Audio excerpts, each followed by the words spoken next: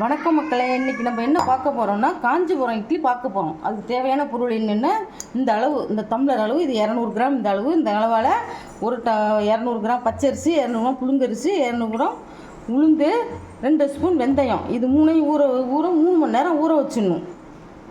அரிசியை கிரைண்டரில் போட்டு ரொம்ப மையம் இட்லிக்கு அரைக்கிற மாதிரி அரைக்கக்கூடாது. ரவா பதத்துக்கு குறைன்னு அரைச்சிக்கணும். அப்போ தான் காஞ்சிபுரம் இட்லி நல்லா இருக்கும். எல்லாத்தையும் ஒன்றாவே போட்டு அரைச்சிக்கணும். ஒன்றாவே ஊற வச்சுருக்கேன். நல்லெண்ணெயை இதய நல்லெண்ணெய் நல்லா செக்கு எண்ணெய் அது மாதிரி ஊற்றிக்கணும்.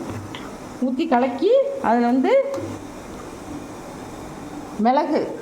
மிளகு சும்மா கொஞ்சமாக காரத்துக்கு ஏற்ற மாதிரி, ரொம்ப காரமாக இருந்தால் சாப்பிட பிடிக்காது. மிளகு 1/4 டீஸ்பூன், 1/2 டீஸ்பூன் ஜீரகம், கொஞ்சமாக இஞ்சி, கொஞ்சமாக பச்சை மிளகா, கொஞ்சோண்டு கருவேப்பிலை. சேனல் பிடிச்சிருந்துச்சுன்னா ஷேர் பண்ணுங்கள், லைக் பண்ணுங்கள், சப்ஸ்கிரைப் பண்ணுங்கள். தேங்க்யூ, பாய்.